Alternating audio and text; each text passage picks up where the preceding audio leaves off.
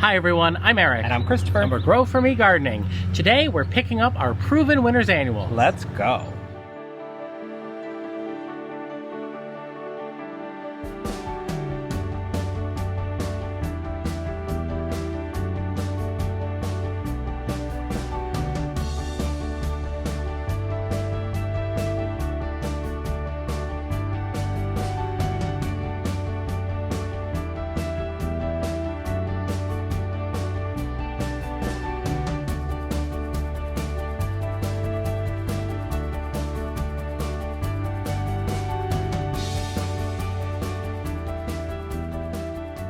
We are so excited to share with you the annuals that we are planting in our garden for summer 2024. We were so lucky that we were able to place a special order with Proven Winners and Pleasant View in New Hampshire to ship our annuals to our favorite local garden center, Fattigan's. And today we finally got to pick them up.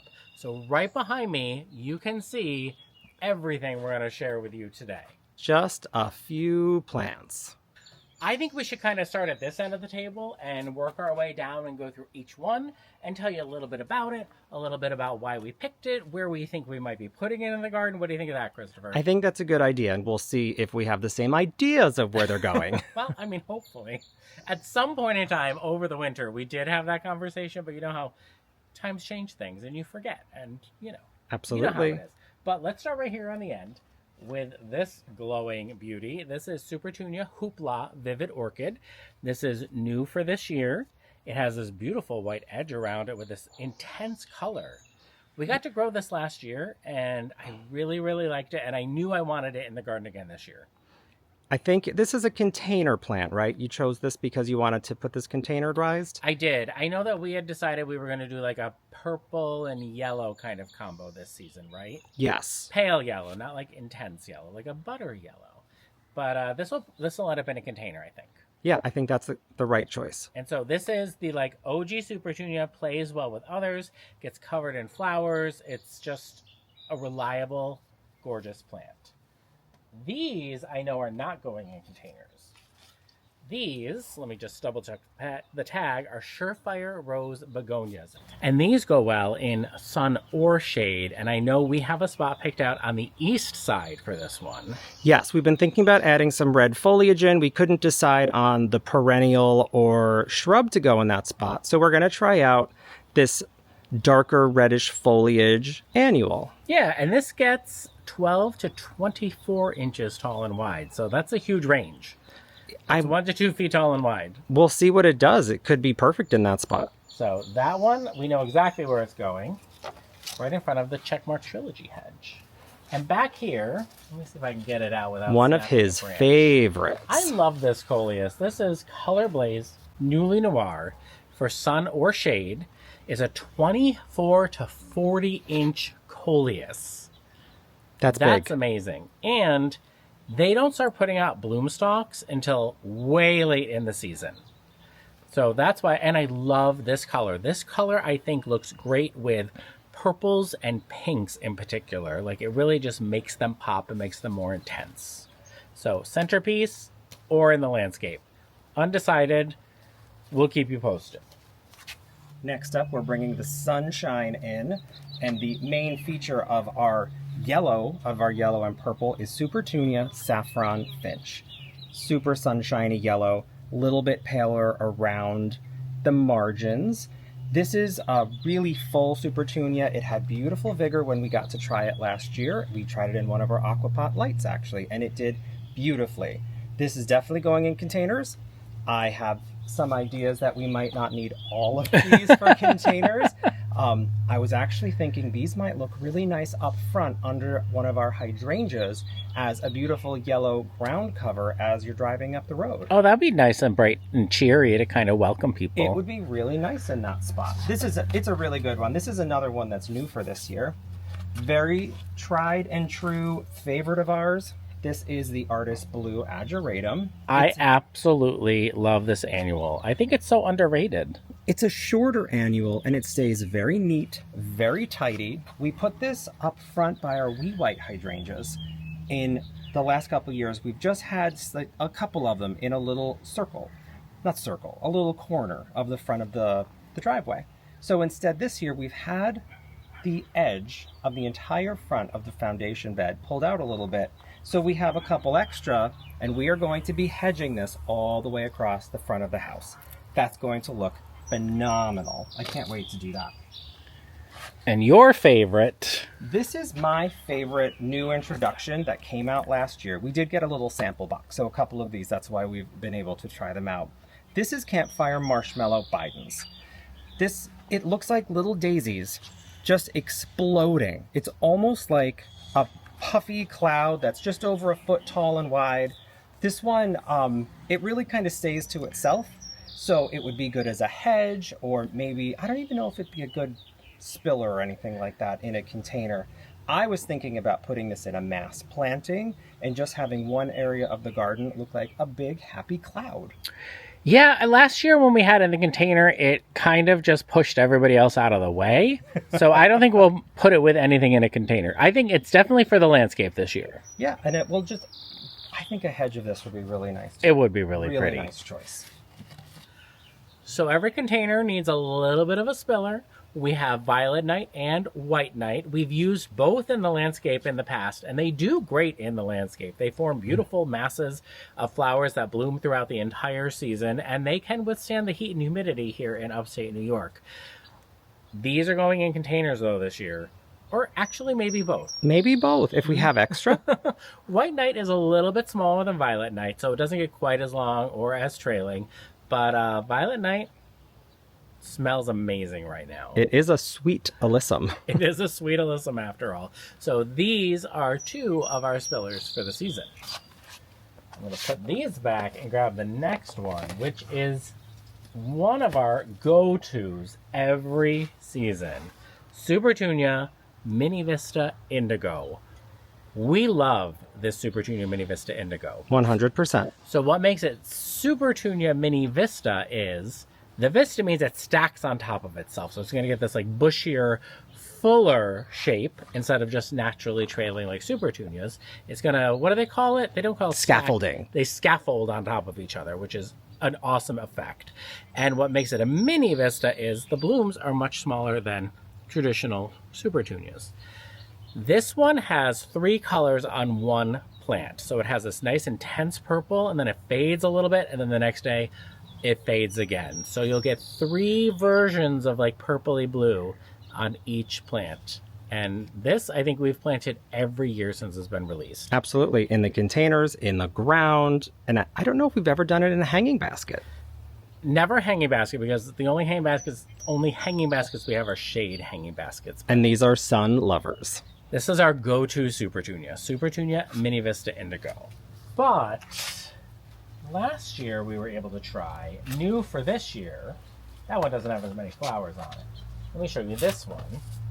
Supertunia Mini Vista Ultramarine. So again, another Vista that'll scaffold on top of itself, and mini because the flowers are small, but it's ultramarine. I think it's like kind of a version of Royal Velvet. I mean, look at that color. Imagine Royal Velvet, but a tiny flower and millions of them. Yeah, it's not as dark as Royal Velvet, which I prefer it not being as dark because I don't necessarily like that like black color on a flower, but this is a really striking combination with Supertunia Saffron Finch. Ooh. Continuing along, I must say these are all going in full sun. Everything we've shown you so far. The Surefire Rose does have the option of being in this shade as well and performing just as well. But in this application, everything on the table is full sun. We are going to be popping underneath the covered area of our terrace in a minute to show you some shade stuff.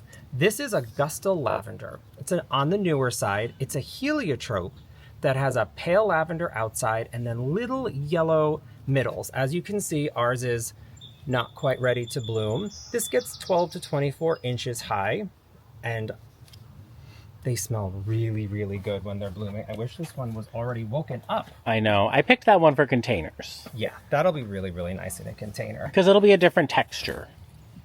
This is a very, very happy repeater for us. This is Luscious Royale Pina Colada Lantana. This gets pretty big. This can get up to like 26 inches high. We use this in a container. Wasn't it under the peach tree? It was under the peach tree, not last year, but the year before. And it just kept getting bigger, and it was just ballooning out. Lots and lots of color. And what's nice about this, some lantanas have kind of pinks and oranges. This is really just whites to yellow and pale yellow. So it's a little more controlled. It's almost like buttered popcorn. Ooh, I like a buttered popcorn effect. Who doesn't like buttered That's popcorn? That's a good one. This was one I didn't know Eric had chosen. I saw this on the list and I said, ooh la la, we have, let's find one with, oh, this has got some good flowers. This is Super Bell's Double Chiffon. I think I was just panicking looking for yellow. He was looking for more yellow. The Double Chiffon, it's interesting. It's a yellow, but it's almost like a cream yellow. It's the yellow I was looking for. So when we were looking for yellow annuals this winter, it was a struggle to find like soft, pretty yellow. And that's the exact yellow I was looking for. Look at that with the ageratum. It's just a great combo. And because, you know, there's intense yellow, which isn't what we were going for this year. I do think that the saffron finch is going to work for us, though. Even though it's a sunny, bright yellow, I think mixed with the green, it softens it just a little bit. I think so, too. This guy... which one has the flowers? That's always... No, this one doesn't either. Okay, that one has flowers. Here we go. This is a Superbena. This is sparkling amethyst. So many colors of white and violet and the beautiful purple on the inside. This is a really, really nice Superbena. It's not one of the most vigorous. It doesn't get as huge as Whiteout. Or what's that? The Frosted Violet, I think, is the other Pink one. Cashmere, I guess, is a big performer, too. Yep, those are really big. So this is something that was also chosen for containers. We do have a bit of it for an option, or we wanted lots of options. So in this case, this could also maybe find its way into the landscape. I'm excited to see how it performs there, too. Speaking of beautiful pale yellow, let me find one for you. Oh, right in front. This is Bright Light's Double Moon Glow, and this is an osteospermum. Yes. Right? I said it correctly? Yes, you did. African daisy. It's an African daisy, and they get about 8 to 12 inches tall and wide. We've used these practically every year, different colors. We've never used this particular one. We've done them in the ground.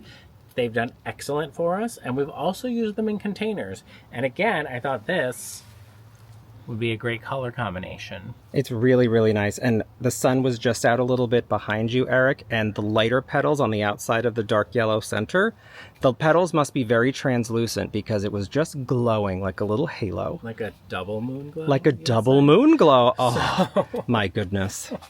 So that's that choice. And then a go-to, like absolutely must in our garden, Rockin' Playin' the Blues salvias. And they sent us a pretty large size. What is this? It's not a gallon, I think. It's a 2-quart. 2-quart. Is what cool. it says. A pint? Wait, no, that's the opposite direction. Half gallon. I was going to say, that's a big beer. That's a half... Oh, where's that brewery?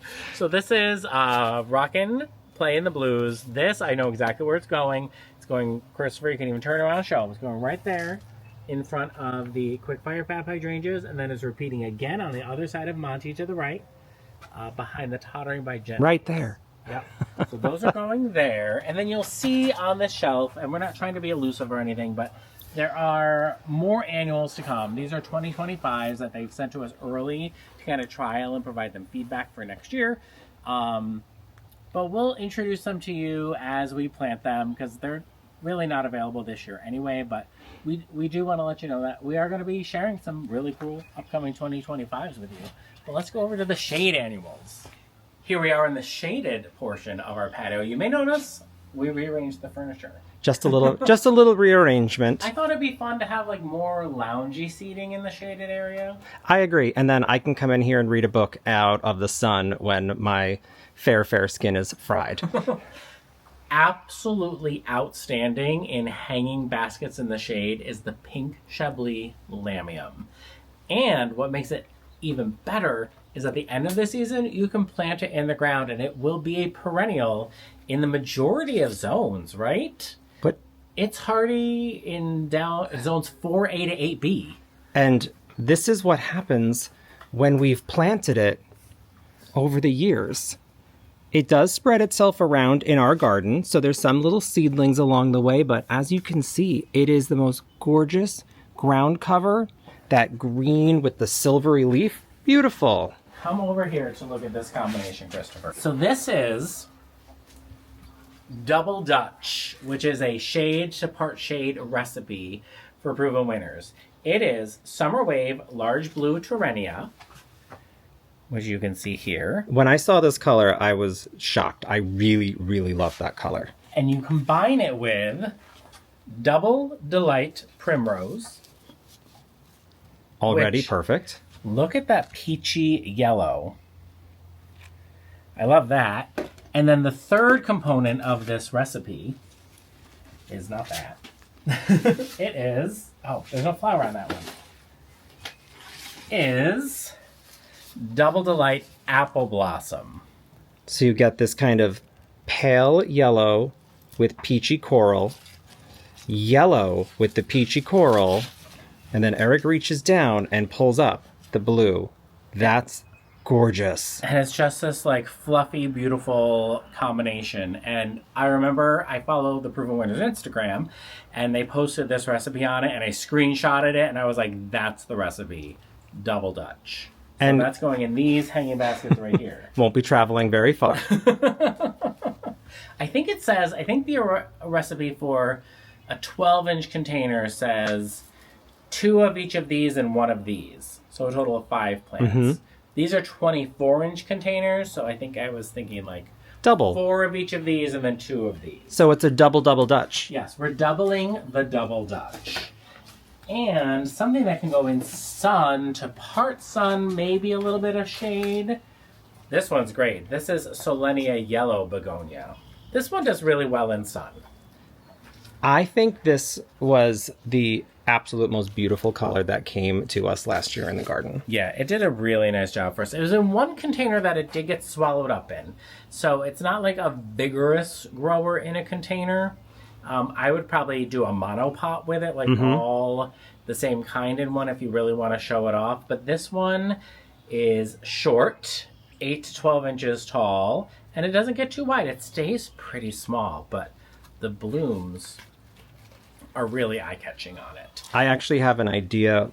Eric was playing with some container design. Wouldn't that be nice as a monopot in those 2 containers where you have those placeholder hibiscus plants? That's true. That would be really fun. So speaking of annuals, we have those as well. These are new from Proven Winners Color Choice shrubs. And these are Hollywood hibiscus. They are not hardy in our zone, so they're annuals for us. But we could take them in over the wintertime and protect them, right? We could. And I don't know much about them. Do you know a lot about them, Christopher? Like, this is Hollywood's America's Sweetheart. So the thing about these are more of that true tropical look. You know, we have the perennial hibiscus, the summerifics, and they get those big dinner plate flowers, but somehow they kind of work for our garden because of the colors. These are going to be a little more tropical. This particular one he's holding, it's more of a pinkish and white color. But the other ones that we're holding on to at the moment, which is VIP and Rico Suave, those get intense. We're talking yellow, orange, really, really bright tones. So we're gonna experiment. We're gonna see how they fit into our garden. Yeah, I'm excited to try all of these things. And as you know, the best laid plans don't always come to fruition. So everything we've said in this video comes with the caveat of it might change. It very well could change. So guys, wish us luck. This is gonna be some elbow grease. I'm really excited. I'm really looking forward to planting this. Eric, I have a challenge for you. Okay. Let's lay out the bonfire patio peach, since there's already soil in it, and that one we can prop the plants up. Let's see what you can do with the tools laid out before you. Show us a container recipe. Okay, so the leaves are dark, so we want to go bright right off the bat. I'm thinking this would be a great opportunity to do the Super Bells Double Chiffon, which to me this is bright and happy. I know it's not as bright as the Super Tunia Saffron Finch, but I think maybe this and this right off the bat. I just need to figure out how many I need. So this is gonna get pretty big, right? Yes. I think I'll do 2 of those and then 2 of the Super Bells. And kind of alternate them. What do you think of that so far? I like that idea. And then something, so this is already kind of the thriller, and we don't want too much of a filler because we don't want the trunk of the tree to get like smothered by anything, right? Yeah, so we want kind of a light container planting. Yeah.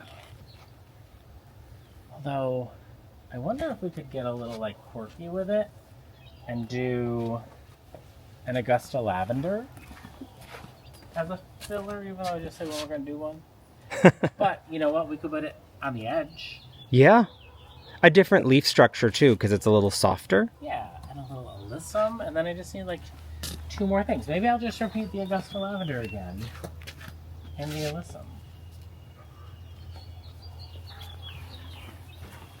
And then we could actually swap the chiffons for the Saffron Finch if we want something more intense. What do you think? You know, I'm torn on that. I actually think the pale combination would be really nice. I also don't know if I'd be afraid of... Let me just pop one in there and see if I'll see if you like it. I was going to say, I don't know if I'd be afraid of putting in just more amethyst. Oh, I think I like... Ooh, you're right. Yeah, that's better. See? That's why it's so hard to like order stuff all online without seeing it together. You know what I mean? I struggle with that. Do you struggle with that? Just a little bit here. I'll grab this other Saffron Finch. Nice. And do you think we should replace one of these alyssum with a Superbina?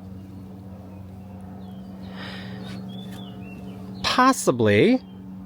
I'm just thinking... Well, that is a Superbina. That is a super... Oh, yeah, you did do that. Oh, that would be... gives them all more room. They'll be healthier. Yeah, that would be a really nice planting. Some lavender, Supertunia Saffron Finch, and the Superbina Sparkling Amethyst. That would be pretty.